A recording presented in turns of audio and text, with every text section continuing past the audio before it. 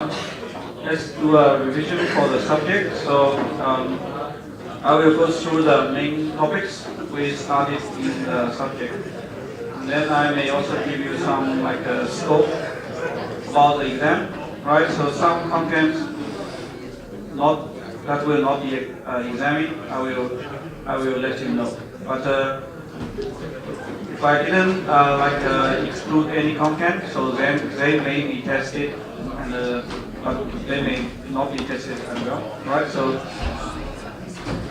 let's look at the major topics. The first topic we studied is user authentication, right? So of course we need to here we need to first understand what are the basis, what are the possible factors we can use for authentication, right? So usually this one will be tested, right? So something you know, something you have, something you are, right? So, and then I may ask the question in different ways, right? I may ask you to give examples. So in this case, you need to provide a concrete example. So if I say provide two examples of for the different bases for authentication, then you may say something you know, like a password, or something you are, like a fingerprint. If you only say something you know, something you are, then you may only get half of the marks, right? And then pay attention to the question asked. And then false positive and false negative again. These two errors appear in different contexts, right? In authentication, in antivirus, intrusion detection, we can all have false positive and false negative. So if I ask you to explain, so also very likely false positive and false negative will be tested. So you need to understand what do they, you understand their meaning, right? So, and then you may need to explain, for example, in different contexts, what will be the consequence. For example, in password authentication, false positive means you give a wrong password, then because in this case, if you have hash collision, then the wrong password will still be accepted, right? So this is false positive in password authentication. In intrusion detection, then false positive means it has a different meaning. So the user, there is no intrusion. So the user actually is the real user, but the system reflects there is an intrusion.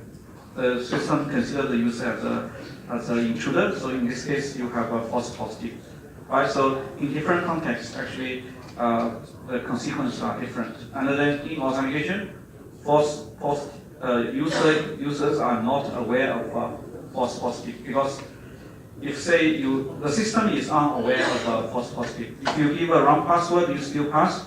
System will not give you any alert. But in intrusion detection, the user is legitimate, but the system wrongly identify the user as an intruder, then the system will receive alert. However, this detection is wrong, because the user actually is a legitimate user. So false positive now will have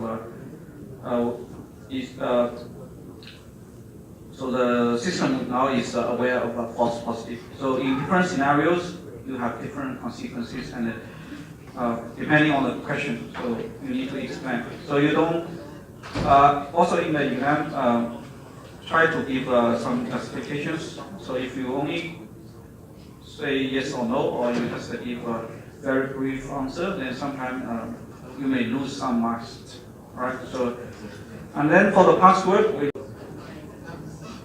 we look at some concepts and also some attacks, like a dictionary attack, brute force attack. Dictionary attack, that means the attacker has a dictionary, a defined dictionary. But brute force means the attacker will try infinitely many possible combinations, right? So these two types of attacks are effective for password, because password has a low entropy, right? So in the exam, you will not be asked to do calculation, because no calculator is allowed. But the entropy can still be tested. For example, I give you two methods to generate password. Say the first method choose say two, but just like in your assignment one, right? First method to choose like one lowercase character, one uppercase character, and then one digit. Maybe second case I change a little bit. Say I choose 3 digits. Take a simple example. Then of course you can immediately tell the first method has high entropy because total number possibility is larger than the second one. So you don't need a calculator to answer the question. But again, you don't just say the first one is better. So you need to explain, say, first one you have a 26 times 26 times 10, so many possibility. Second one only have a 10 cube. So in that case, first one has high entropy, right? And hashing. So of course we will not. I will not ask you to like do real hash and reduce in the exam because you won't be able to do like an MD5 hash and so on. So, but you need to understand so what is hashing and what is hash and reduce, right? In here the hashing is basically related to the Unix and Windows. So hashing and reduce is about the remote table. So maybe I should talk about hash reduce later. So hashing here is about how we store the password. So how do we store the password in like a operating system? So we do not store the plain password, right? So hashing and sorting. So these are related to password storage. So I may ask you, for example, explain how Unix store user password. So in this case, you need to explain like we generate a random sort for each user. We hash the username and user password and sort and store the hash value, right? So this is how Unix store user password. Then I may ask you what's the advantage of using hashing and sorting, right? So you need to basically identify what are the advantage of using this method. And then, but again, so I will not really ask you to show an example how like hashing, sorting is done. So because obviously you will not be able to produce MP5 hash and so on, but you need to know the process, right? And then rainbow table, basically this is some pre-computed hash table that's used by attacker. And then after assignment one, I think you should have a clear picture how this rainbow table works, in particular the hash reduce rainbow table, right? So how the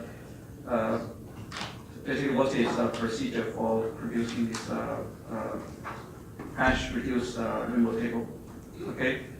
Right, so these are all the contents related to the password, right? And then also the one-time password. We look at the LAN port's one-time password, right? So you need to know how this LAN port's one-time password actually works, right? So in this particular one-time password system, we do not need any additional hardware. So we just use a so-called hash chain, right? So hash chain to produce a one-time password. But you need to know like which one is the first password, one-time password, which one is the last one-time password, right? So you don't like confuse, like don't use the initial like password, but you should use the second and last hash value as a one-time password. Okay, so that's about, so hashing, of course, you also need to identify like what are the security requirements for the hash function. How do they relate to password security, right? So you have one-wayness and collision resistance. One-wayness is for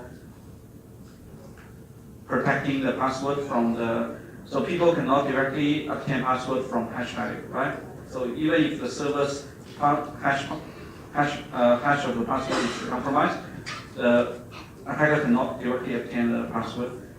And on the other hand, collision resistance is to reduce false positive. So if you have collision resistance, that means you won't have like two passwords which will give the same hash value. That means if you use the wrong password, you will not be authenticated because the hash value will definitely be different. Right? So I should say all the contents in these slides are important, and most of them will be tested. right? Most of them will be tested.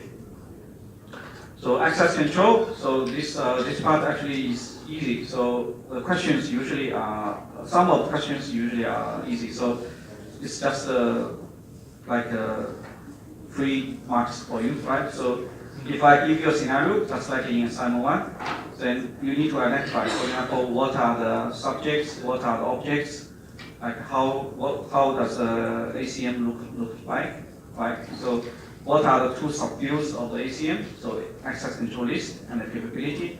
So this kind of question actually is very simple, very easy to answer, right? So don't lose mark in so again, such kind of question will be tested with high probability. So if indeed you see such kind of question, don't lose any mark, right? And then also access control is different from authentication, because authentication is to identify who you are, and access control is to determine what you can do. So first we need to identify who you are, then we determine what you can do, right? And then for access control, we also have the so-called discretionary access control and the mandatory access control, right? So if you just you can understand BLP, you understand. In BLP, we have 2 mandatory rules: no read up, no write down. So this kind of rule will be enforced by the system. And then we also have a discretionary rule. That means the user can specify the access. So we need to basically implement both mandatory and discretionary access control policies. That means the relationship is end. So the user need to satisfy both mandatory and discretionary access control in order to access the resource, right? So there are some other methods that can create intermediary control layers for access control, right? So, for example, the basic one is identity. So in this case, it's straightforward. But we can also have group, row-based, ring-based, level-based, multi-level access control. So among all these intermediary access control layers, so row-based and level multi-level will be more important compared with other type of access control models. So row-based, we know we can assign roles to individual users, then we can define the role. Like in row-based access control, we can have the hierarchy, right? Inheritance, hierarchical structure. We can also have constraints. For example, 2 contradictory roles cannot be assigned to the same person, and so on. And the multi-level, of course, this is important because the BLP is a typical example of multi-level. Right, so we look at BLP and debug. In general, so we will test BLP. So in the exam, we will focus more on the BLP compared with the debug. So that means we may not test both models, and if I choose one of them, then BLP is the more important model to be tested. Right, so the BLP, we have the no read up, no write down, and then this is for confidentiality. We try to avoid that information can pass from high layer to low layer. And the BBA is the opposite. So no write up, no read up, right? Clark-Wilson, this is another integrity model, but this is for commercial application, and the chance this one will be tested is low, right? And then lattice, this is an extension of BLP. That means we consider the multilateral case. So we have a multiple column, multiple dimension. Right, so it's no longer like a one column, one array. It's like a matrix, right? So this is lattice. In particular, for lattice, we need to have 2 bounds. One is the least upper bound, one is greatest lower bound. So why we need these 2 bounds? Because we want to have the principle of least privilege, right? So these 2 bounds will allow us to identify what is least privilege assigned to a subject in order to do some task, right? So you need to understand why we need these 2 bounds, right? So how to identify, for example, in a lattice, how to identify the least bound and greatest low bound. So you will do some exercise in assignment as well, right? So basically, if I give you a scenario, so maybe I give you a scenario, you'll be asked to draw a lattice, but the lattice will not be very complicated. It will be a quite simple one, right? So you need to identify, for example, how the partial order is defined and what is the least bound. If there is no least bound, you need to draw a dummy one, right? So that's a lattice-based model. And the Leibniz model is basically the combination of integrity and confidentiality. So that's not so basically this is not very complicated model. If you understand how the integrity and the confidentiality model works, then we just have two separate lattices. And the Chinese wall model, this is to implement this is to enforce the so-called conflict of interest, right? So we try to avoid people to access data sets with conflict of interest. So among all these models, basically BLP, lattice, Chinese wall, these are the more important, right? So BLP model, lattice model, Chinese wall model, so these are relatively more important, right? So Clark-Wilson most likely will not be tested, and then Lipner most likely will not be tested. Liba with low probability will be tested. But the other three, they will be tested with high probability. Right? Okay, so the denial service. So what is denial service? Right? So denial service is to try to attack the availability. Right? So let me ask you what security property is will be violated if we have a denial service attack. So you need to tell this availability, right? And then what are the resources, the targets? So I may ask you to provide some examples that can be the target of denial service. So targets are mainly the resources of the computer system. For example, CPU, memory, bandwidth. These are the three common type of resources that will be target in denial of service attack.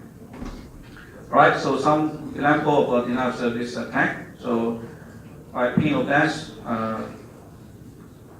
it will normally it will not be tested, but the TCP sync flooding, so it may be tested. Right, so I may ask you how this attack works. Right, so what is the resource the attacker aim to target? Right, so in this case, TCP sync flooding is against the buffer, not the bandwidth, the buffer of the server. Right.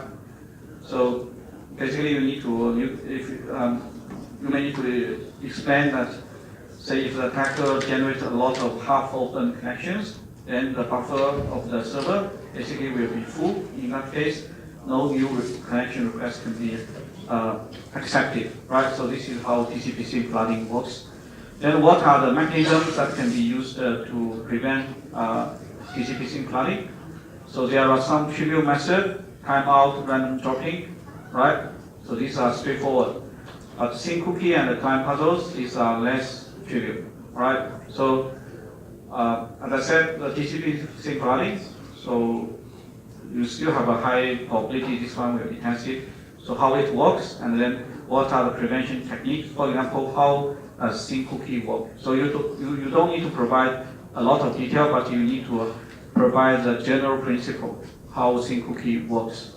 So, okay, client puzzle. So if I give you a client puzzle, you need to explain what are the components in the client puzzle. So if I give you a picture showing a client puzzle, then you need to identify, for example, what is a puzzle, what is a solution to be provided, right? So what is the difficulty, which part it defines the difficulty, and so on. So you need to understand. You don't need to write down the client puzzle by yourself, but you need to be able to recognize and identify the important components within a client puzzle. All right. So this part actually some of the content here definitely will be tested in a TCP sync flooding. distributed denial service. So in general, so how to perform a distributed denial service attack, right? So you can have a botnet. You can have zombie machines infected by the zombie, and then you can have a botnet to attack the particular victim.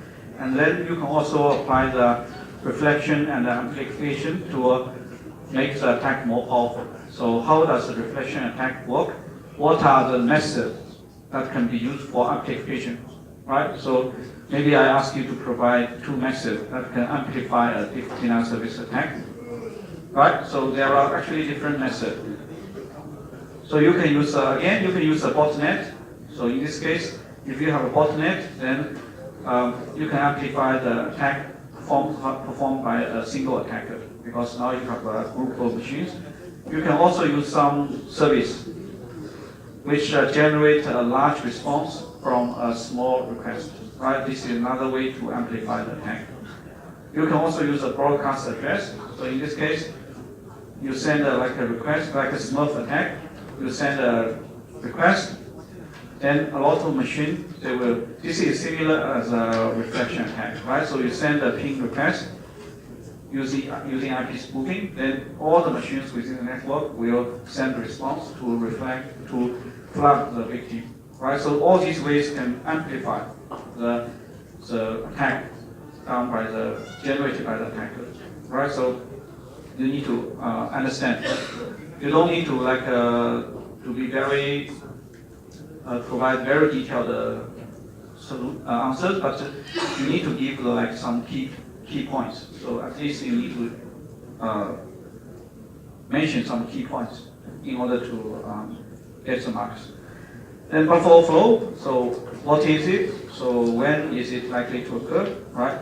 So what are the likely effects? So also for the denial service. So you need to understand what are the possible consequences of a denial service attack, right? So the service may be done, the system may crash, or the service becomes very slow and not responsible, right?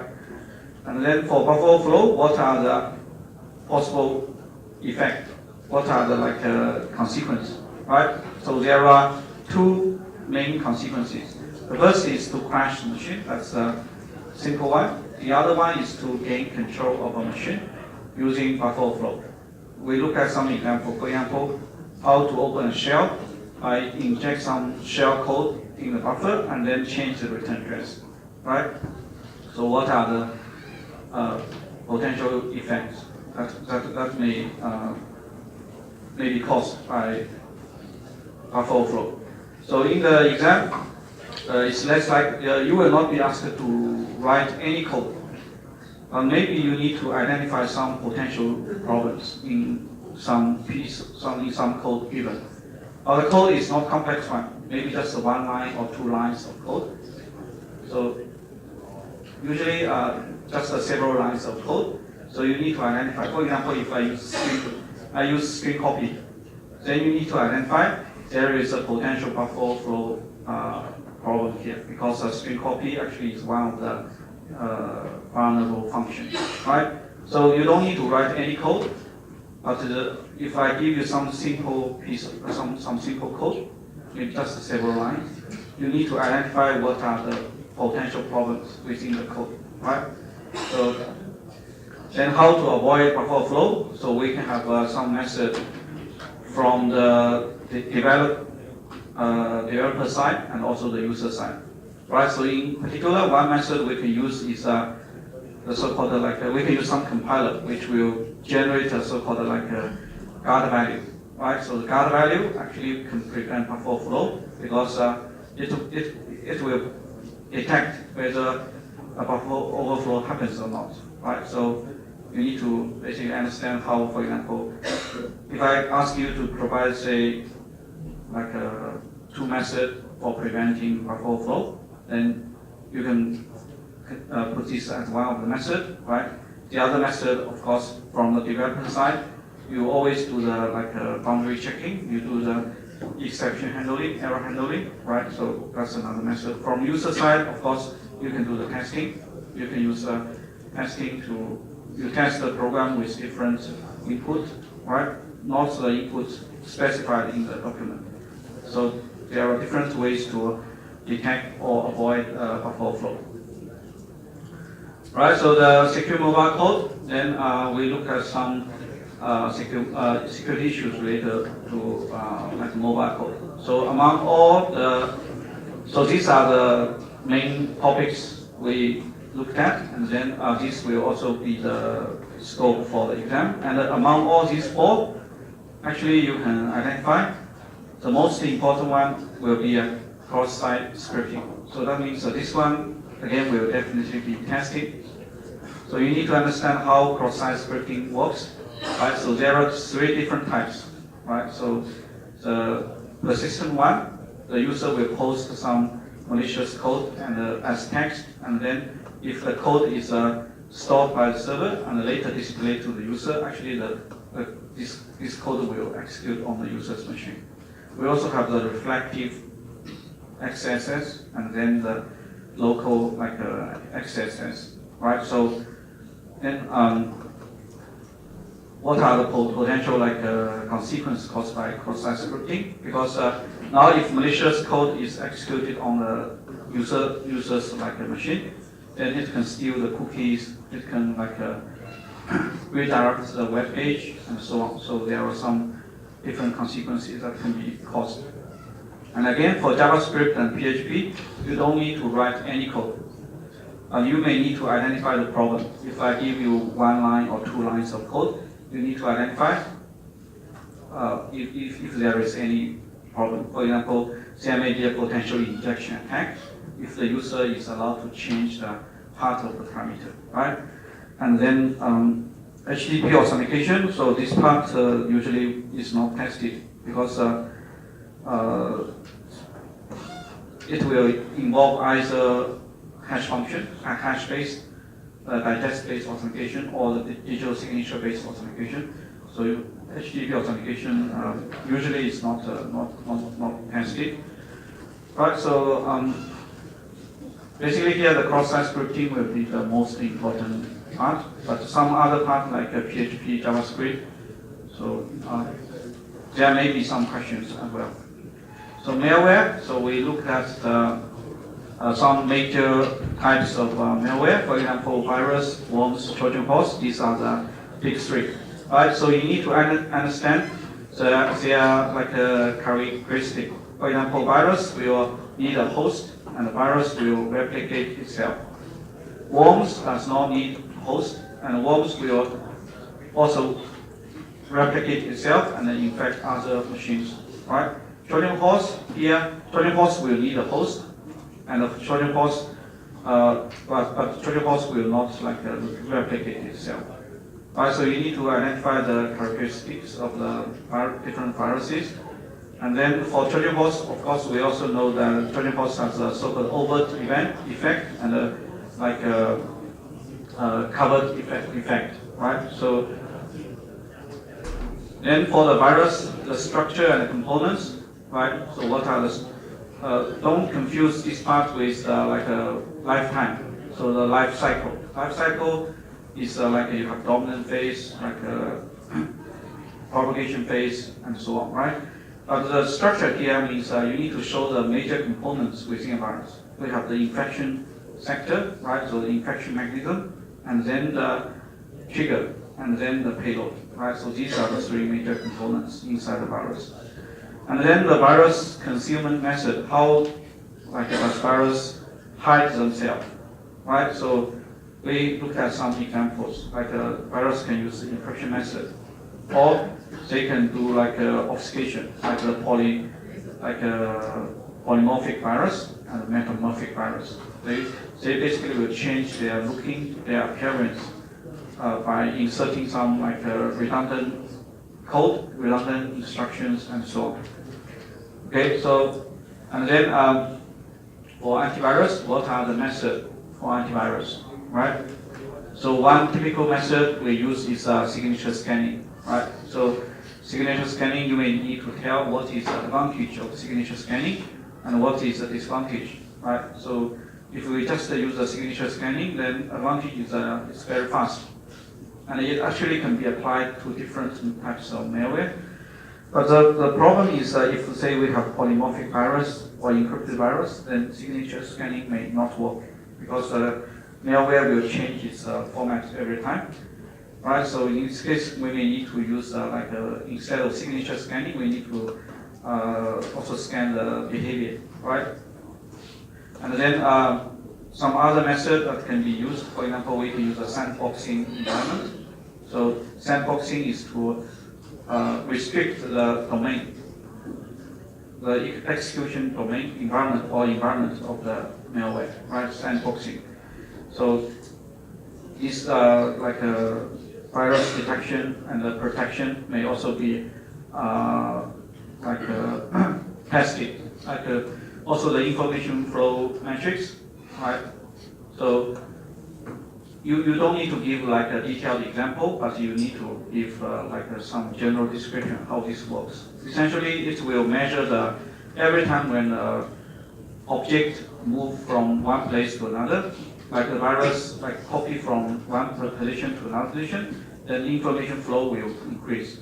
However, so we set a threshold. If basically if the infection actually exceeds the metric, the threshold, that means this infection will not succeed because the information flow is too big. So if it exceeds the threshold, then we will disallow this kind of infection. Sandboxing, I just mentioned, right? And the signature scanning, so we can also use integrity, you can use timestamp or some integrity check, mechanism, like the integrity tag, to verify whether a file has been modified. If it's modified, that means it may be infected by a virus. And the digital immune system, how it works, right? So I may ask you to describe the digital immune system. So if you draw a picture to assist your answer, then obviously that will be clearer, right? So you just understand the structure, how it works. Okay, so intrusion detection, actually we just studied this topic. So what is the role of intrusion detection system? That means the intrusion detection is used when we have attackers who actually can bypass the authentication access control. That means the attacker successfully enter the system. So in this case, we cannot use any authentication or access control to restrict the attacker, but we try to detect whether this is the attacker or the real user, right? And false positive, false negative again. So I mentioned this already. And then the two models, so of course you need to understand. So what are the two methods? One is similar as a whitelist. You define the base profile, and then you try to check whether the current behavior match the base profile or not. Second one is like a blacklist. You define what is known to be bad. If there is any action or any access pattern follow this bad bad sequence, then this is identified as an intruder, right? So these are the two methods. You need to understand what are how does each method work. So you don't need to again to give a very detailed example, but you need to distinguish these two cases and explain these two cases in a clear and a concise manner.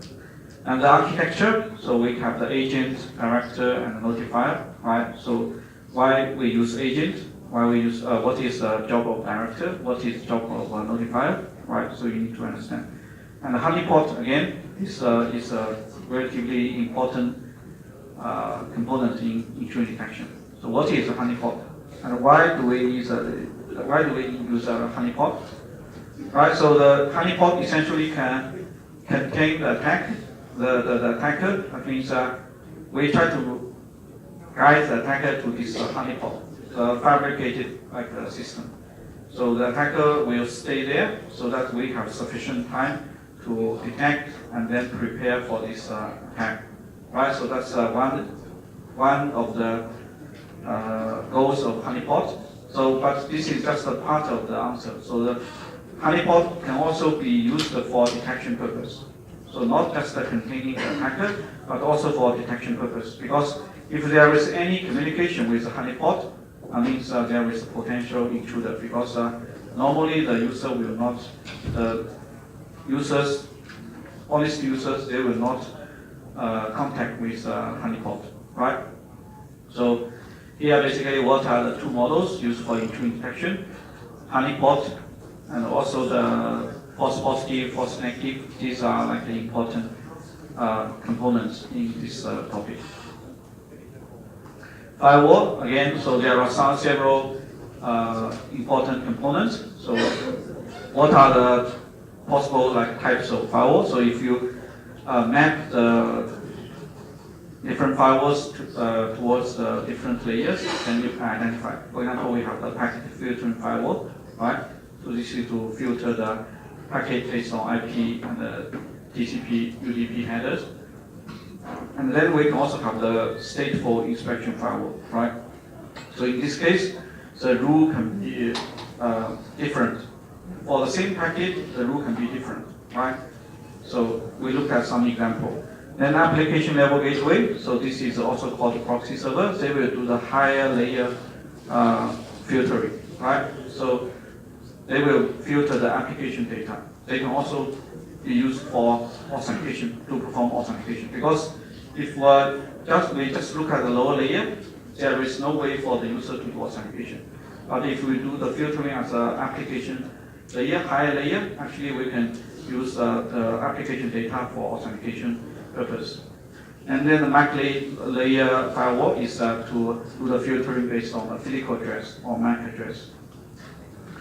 Okay, so it's less likely that I will give you a scenario and ask you to draw a firewall table, right? But you need to at least be able to explain what are the purpose for. For example, I may ask you to list and describe like two types of firewalls. Then you should be able to give the different like a firewall, different like firewalls for different layers, and then explain their functionality, right? And then firewall architecture. So you need to know there are three like possible architecture. The first is a single home. Second one is a dual home, right? And the third one is the screen subnet or the DMZ, right? So you need to know those architectures, those three architectures. Firewall limitation or firewall assumption. So you also need to understand. So what the firewall cannot protect.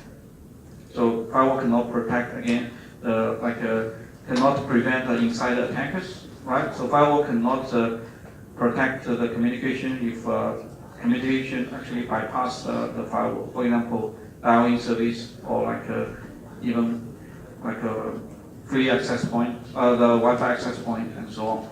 And then we also need to assume the firewall is trusted, right? So these are the limitations. And so limitations are also associated with assumptions, right? So we assume the assumption here is if we want the firewall to be work, we assume the firewall, basically the only path for like a packet to go through is to go through the firewall. So there is no additional. If we want to really filter all the packet, then we need to make sure the firewall is the only point the internal network communicate with the external network, right? And we assume the firewall is invulnerable, right? And also, basically, we need to assume there is the firewall is trusted, right? So it cannot be controlled by the attacker. Right, so for the database security, so of course the SQL command and so on, those will not be tested because I will not ask you to write any SQL command, but you may be asked to again identify some problem. If I give you some of the command, you need to recognize the command and identify what are the potential security problems. Right, so And then for the statistical database, so you need to basically understand what is the purpose of a statistical database. We try to provide an aggregate query interface. That means user can query only aggregate function of the data or statistical data, but not the accurate individual data, right? And what is the inference? So what's the definition of inference, right? So this can be just a fill-in blank question. So inference means something. So you need to tell it's a derivation of sensitive information from non-sensitive data. There are different types of inference attacks. So you may simply use different queries to perform an inference attack, or you may combine the query with some external information, right? So, and then again, I will not ask you to build a tracker. So it's less likely I will. Usually, in the exam there will be no question to ask you to build a tracker to do the inference attack, right? But you may need to describe some method that can be used to prevent inference attack. For example, the query set description, right? So we need to define the lower bound and upper bound, and the data perturbation, right? And output perturbation. So you need to understand how this method work, right? So, but as I said, I will not ask you to write any tracker. Also, so in some of the questions, you may use a tracker to assist your answer, right? So for example, if you ask you to show how direct or indirect attack works, so you may use some tracker, but you don't need to use very complicated ones. So you just use a simple one that can illustrate how direct attack works, right? You may first need to query the number. Say if the number shows 1, then you use another query to obtain the result. But for indirect attack, you don't need to do the first query, because you already obtained information from external source, right? So in this case, you may use some simple tracker to explain your solution, but in general, you don't need to build very complicated trackers, okay? And then SQL injection, that's again, you don't need to write any command to illustrate SQL injection, but you need to identify the problem. If I give you a SQL command, you need to identify actually this is a SQL injection attack. So what will be the consequence of the attack? So you need to explain, but you don't need to write this SQL injection command by yourself. Right, so that's basically the topics we covered. These are the topics we covered in the subject, and then I also gave you some information about the scope, which are the important topics for the exam, which are not less important. So the exam will have 3 hours, and the total marks available will be 60. Remember, you need to get at least 27. Right, so if your overall mark is below 50, or your exam mark is below 27, then you may fail the subject. Right, so depending on whether your marks are close or not. If your marks are close, in both total mark, for both total mark and the exam mark, if both marks or close, or one of them actually pass, another one is close, then you will get a supplementary exam. No calculator allowed, so that means you don't need to do complicated calculation. You will not be asked to write any program or SQL command, but you may need to recognize the problem, right? And some additional information. So the first part will be fill in blank, right? So you need to just explain some. For such kind of question, usually one sentence is sufficient. You don't need to give a complicated or very detailed answer. And short answer questions, these are related to so what is sorting, where can we use it, and so on. Okay, so this is about access control, right? So I give you a scenario. So what are the subject objects, and draw access control matrix. So this kind of question, you should all get the marks, because these are very simple questions, right? and then describe two methods for protecting inference attacks, right? And then this is a SQL injection. So explain how SQL random works using this command, right? So you just change the keyword to some random keyword. And then for the exam papers, you can find the exam papers in the previous years in this link.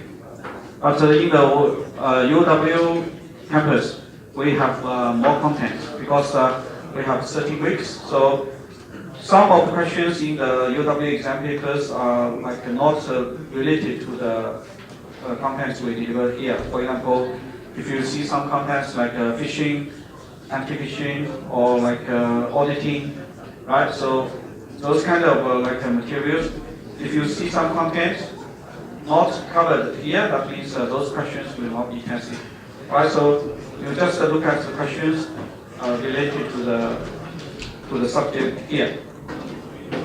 Okay, so that's all for the revision. So good luck in your exam. And if you have any question, you can ask. Otherwise, that's basically all for this. That's the lectures, all the lectures for this subject. And for the labs, so you can attend. Basically, the labs also you try to, if you want to have some real practice on Unix machines, you can connect to Machine. Otherwise, you can also use your Linux system to test some of the exercise in the lab materials. Right?